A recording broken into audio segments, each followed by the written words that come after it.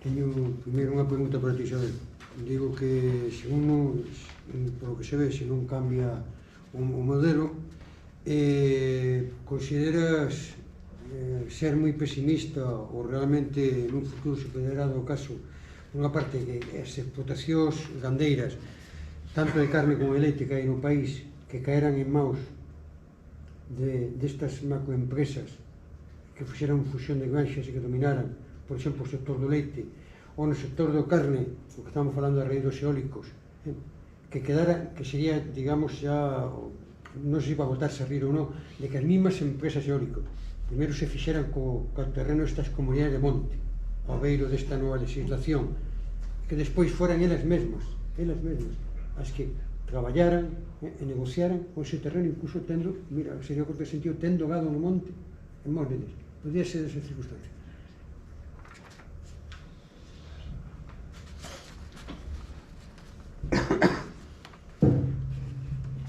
Neste momento temos xa a veciñanza comuneira que está sendo expulsada das súas comunidades porque ven unha gran primeiro as comunidades de montes veciñais en Mancomún fai pouco a maioría da veciñanza comuneira era xente labrega. Agora, ao mellor quedan pois 2 ou 3, entón moitas desa veciñanza comuneira resulta máis atractivo o diñeiro que promete unha gran empresa, seña Surespor ou seña unha eólica, ca o mellor que se manteñan persoas comuneiras producindo aí, porque esta sociedade tampouco valorou que é importante producir alimentos. Seguimos vivindo aquela idea de que unha sociedade que teña unha parte importante da población producindo alimentos é un síntoma de atraso, non pasa nada, porque os alimentos xa os traeremos de calquera parte do mundo, que non é real. E xa vimos, eu creo que cando houve o problema do COVID era un problema que non tuéramos cousas das importantes, non? Material sanitario, outro tipo de cuestións. Pero esta sociedade ainda non chegou ao punto de valorar que necesita alimentos e que é importante que esas persoas produtoras de alimentos sigan podendo estar no territorio.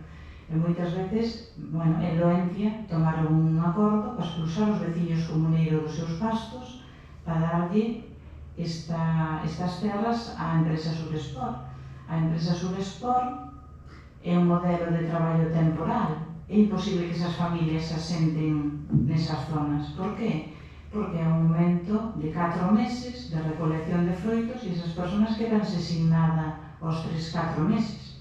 Aos 3-4 meses tenen un traballo moi, duro, baixo plástico, que seña, pero que ademais, acabados os 3 ou 4 meses, tenense que ir para outra zona, para onde podan. Entón, esas persoas é imposible que se asenten que as súas familias, os seus nenos nas escolas, sendo uns veciños máis, porque o modelo non posibilita iso, non?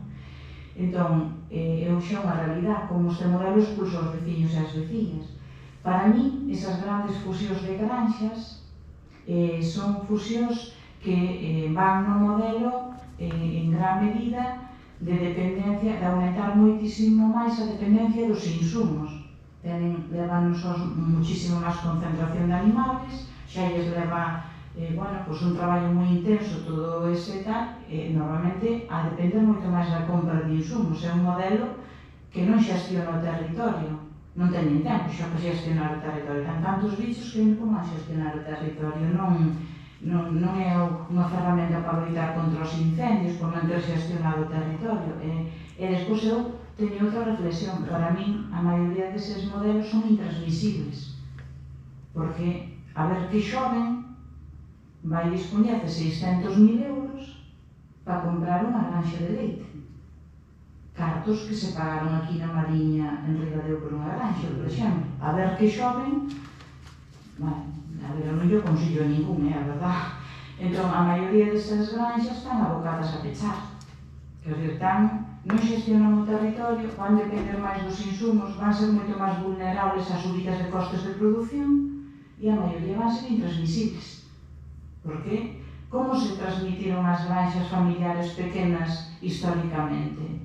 Moitas veces era unha transmisión familiar que non implicaba unha gran inversión e un gran endeudamento.